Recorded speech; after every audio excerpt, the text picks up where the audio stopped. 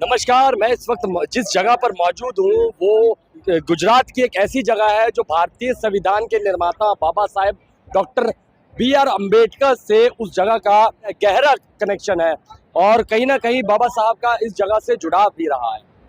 अगर आप ने कोई अगर बाबा साहब की एक किताब पढ़ी होगी जिसका नाम था वेटिंग फॉर वीज़ा, उसके अंदर इस पूरे वाक्या का, इस पूरी घटना का जो जगह है संकल्प भूमि के नाम से जानी जाती है। वैसे इस जगह का नाम है कमेटी बाग और ये बड़ौदा, उस वक्त का बड़ौदा और इस वक्त का वडोदरा, उसके अंदर ये स्थित है। अब मैं आपको बता दूं, 23 सितंबर 1917 को बाबा साहब डॉक्टर B.R. अम्बेडकर ने यहाँ पर संकल्प लिया था। इसका पूरा किस्सा कुछ इस तरीके से है। बाबा साहब डॉक्टर B.R. अम्बेडकर जो अपनी शिक्षा के लिए यहाँ के जो राजा थे सयाजी गायकवाड़, उन्होंने उन्हें स्कॉलरशिप देकर पढ़ने के लिए विदेश भेजा था और कहीं ना कहीं सयाजी गायकवाड़ से उनका थोड़ा लगाव रहा था, जिसकी वजह से उन्होंने पत्र के माध्यम से सयाजी गायकवाड़ जी को वादा किया था कि मैं जब शिक्षा पूरी करके वापस आऊंगा तो मैं आपके राज्य के अंदर नौकरी करूंगा।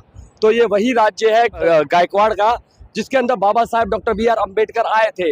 लेकिन बड़े दुख की बात यह है कि वो 11 दिन से ज्यादा यहाँ पर नौकरी नहीं कर पाए थे। उसका सबसे बड़ा कारण था उनका अछूत होना। जाति प्रथा से वो भी, बाबा साहब अम्बेडकर भी नहीं बच पाए थे, जबकि वो एक शिक्षित व्यक्ति थे और आज के वक्त में सिंबल ऑफ नॉलेज के नाम से पूरे विश्व में वो जाने जाते हैं। लेकिन उसके बावजूद वो अपने आप के लिए यहाँ पर रुकने के लिए स्थान प्राप्त नहीं कर पाए थे। मैं आपको बता दूं, वो जब यहाँ पहुंचे थे, एक पारसी धर्मशाला थी, वहां पर उन्होंने वहां पर वो रहे थे और जब वहां पर लोगों को पता लगा कि ये अछूत जाति से है और ये महार है, तो वहां पर कई सारे लठ लेकर वहां पर पहुंच गए थे और बाबा साहब को मकान खाली करने का अल्टीमेटम दे दिया था। और उसी अल्टीमेटम के चलते बाबा साहब वहां से निकले थे और निकलकर जब उन्होंने वापस अपने शहर जाने की सोची थी, तब वो इस पार्क में पहुंचे थे, क्योंकि उनकी ट्रेन रात को 9 बजे की थी और उस समय 4-5 बजे का वक्त था। तो उन्होंने सोचा कि मैं इतना लंबा पीरियड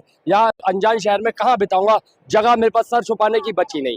तो वो ये कमेटी बाग नाम के इस पार्क में आए थे और यहाँ पर एक बरगद का पेड़ है पीछे, मैं आपको वो भी दिखाऊंगा। और वहां पर वो आकर ठहरे थे, उसकी छांव के नीचे ठहरे थे और ठहरने के बाद वो ये सब चीजें सोच कर कि मैं इतना पढ़ा लिखा विद्वान, अमेरिका की कोलंबिया यूनिवर्सिटी और इंग्लैंड के लंदन जैसे विश्वविद्यालय से मैं शिक्षा प्राप्त कर यहाँ पर आया हूँ और मेरे साथ इतना जातिवाद हो रहा है कि मेरे को जातिवाद की वजह से अपना जो मैं जहाँ रह रहा था वो छोड़ना पड़ रहा और यहाँ से नौकरी भी मैं नहीं कर पा रहा, क्योंकि नौकरी जहाँ पर वो करते थे बड़ौदा हाउस में, वहाँ पर उन्हें पानी और खाना फेंक कर दिया जाता था। इसी के चलते बहुत दुखी हुए थे और यहाँ तक कि यहाँ पर बाबा साहब फूट कर सिसक कर रोए थे और उन्होंने एक संकल्प लिया था कि मैं इस जाति प्रथा के खिलाफ लड़ूंगा और अपने समाज को भी कहीं ना कहीं, इस जाति विहीन समाज को जिन्हें अछूत नाम से जाना जाता है, उसे इस जाति के दलदल से निकालने के लिए उन्होंने संकल्प लिया था। और कहीं ना कहीं उसके लिए उन्होंने कई प्रयास भी करे और भारत का संविधान उसमें से एक ऐसा जरिया बना जिसमें बाबा साहब डॉक्टर अम्बेडकर ने, बाबा साहब ने जो संविधान की स्थापना करी, उसके अंदर यानी कि जितने दलित और वंचित समाज के लोग थे उनको हक अधिकार दिलाए और जिसकी वजह से आज ये इतना बड़ा कार्यक्रम यहाँ पर आयोजन किया जा रहा है और पूरे देश भर से यहाँ पर लोग आते हैं। तमाम वो लोग हैं जिनकी आस्था बाबा साहब के प्रति कहीं ना कहीं जुड़ी हुई है और ये वो लोग हैं जो बाबा साहब से इतना प्रेम करते थे और वो कहीं ना कहीं उनका धन्यवाद यहाँ पर धन्यवाद करने के लिए पहुंचते हैं और पूरे देश से, भारत के एक एक कोने से यहाँ पर लोग आते हैं। मैं यहाँ पर तमाम लोगों से आपकी बात कराऊंगा और वो जगह भी दिखाऊंगा, उस जो बरगद का पेड़ था जहाँ पर बाबा आए थे और आकर बैठे थे, बैठकर जहाँ पर वो रोए थे। आज वो बरगद का पेड़ तो नहीं है, लेकिन उसी की शाखाओं से दोबारा उस पेड़ को लगाया गया है। तो वो पेड़ भी मैं दिखाने की कोशिश करूंगा, तो आपकी तमाम लोगों से बात कराऊंगा और कौन कौन से प्रदेश से यहाँ पर लोग आए हैं सब आपको दिखाऊंगा विस्तार से और बातचीत कराने की पूरी कोशिश करूंगा। तो इसी कड़ी में कुछ लोग मेरे को मिले हैं जो बिहार से हैं, तो इनसे भी जानने की कोशिश करेंगे बिहार से इतनी दूर तक का सफर करके यहाँ पर आने की वजह क्या है। सर, सबसे पहले तो अपना नाम बताइए। मेरा काशी प्रसाद बौद्ध। काशी प्रसाद बौद्ध। अच्छा, बौद्ध हो गए आप। हाँ। यानी बौद्ध धर्म अपना चुके हैं। अच्छा, एक बात जानना चाहता हूँ कि ये तमाम लोग देश भर से यहाँ पर इकट्ठे होते हैं। सर, थोड़ा सा पीछे हो जाइए। तो ये जो तमाम लोग इकट्ठा होते हैं तो वजह क्या है बाबा साहब कभी यहाँ आए थे, उन्होंने संकल्प लिया था, आपको इतना सब कुछ दे गए, फिर आज यहाँ हर 23 तारीख को 23 सितंबर को यहाँ पर क्यों वहाँ पहुँचते हैं लोग? बाबा साहब का संवादन करने के लिए सब लोग आते हैं, संवादन करने के लिए, अभिवादन करने के लिए यानी कहीं ना कहीं बाबा साहब का शुक्रिया करने आते हैं। तो बाबा साहब ने हमेशा कहा था कि मैं नायक पूजा के विरोध में हूँ, मैं नायक पूजा का समर्थन नहीं करता, तो आप उन्हें नायक बनाने की कोशिश करते रहते हैं। नायक बनाने की कोशिश करते रहते हैं, क्योंकि बाबा साहब इतना उद्योग करके गए हैं कि उनको नायक बनाना पड़ता है। तो नायक बनाना पड़ता है, लेकिन बाबा साहब ने कहा था कि मुझे नायक मत बनाओ, बल्कि जो मैंने रास्ता दिखाया उस रास्ते पर चलो, शिक्षित बनो, संगठित रहो, संघर्ष करो। तो यहाँ पर कहीं ना कहीं देखा जाए तो अम्बेडकरवादी समाज पिछड़ा हुआ दिखाई देता है। अभी बहुत आगे बढ़ गया सर, जितना जहाँ तक जिसको जानकारी हो रहा है उसके हिसाब से धीरे धीरे नीचे से ऊपर उठ रहा है, नीचे से ऊपर उठ रहा है। सर, मैंने अक्सर देखा है कि जो अम्बेडकरवादी प्रोग्राम होते हैं, यहाँ तो बाबा साहब की बात होती है, लेकिन ऐसे प्रोग्रामों से बाहर निकलने के बाद राम और कृष्ण के चक्कर में लग जाते हैं लोग।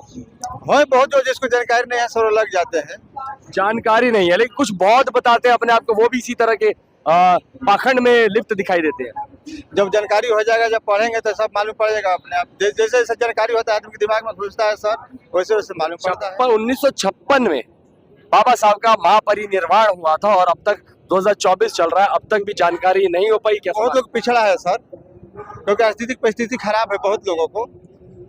तो अम्बेडकरवादी क्या कर रहे हैं, यानी कि इसी तरीके से बस एक पार्क के अंदर या कहीं पे भी एक छोटा सा आयोजन करके हाय हल्ला करके चले जाते हैं? नहीं सही बात है। फिर क्या कर रहे हैं, कैसे अपने लोगों को जगाने का काम कर रहे हैं? बहुत सा जगाने की कोशिश कर रहे हैं, लेकिन बहुत लोग जग गए हैं, बहुत लोग अभी जो सोए हैं पीछे हैं।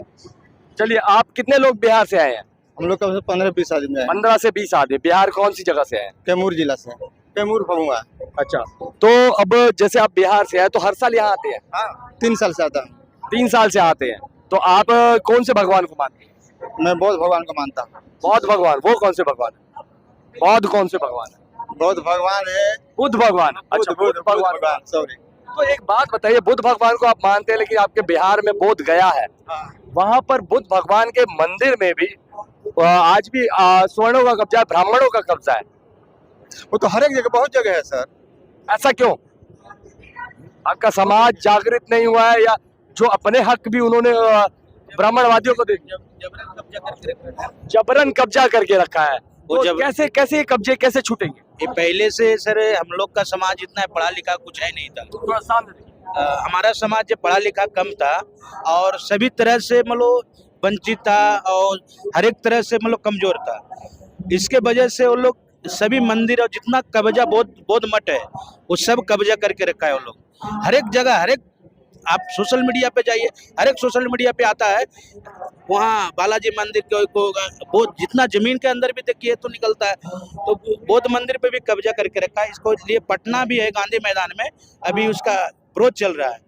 गांधी मैदान में एक आयोजन चल रहा है, जहाँ 5 लाख बौद्ध आने थे। बहुत सारा लोग वहाँ पे हैं, तो मैं भी देखते रहता हूँ, सोशल मीडिया से देखता हूँ। मैं भी बिहार से हूँ, जहानाबाद जिला मेरा, बोध गया घर है, गया में ही घर है मेरा। तो वहाँ पे कब्जा तो है सर, पहले से, बहुत पहले से कब्जा है। तो अम्बेडकरवादी कहाँ सो रहे हैं? जो बाबा साहब की बात करते हैं, गौतम बुद्ध की बात करते हैं, लेकिन वो निकल कर आगे क्यों नहीं आते? क्यों राम और कृष्ण के चक्कर में पड़े हैं?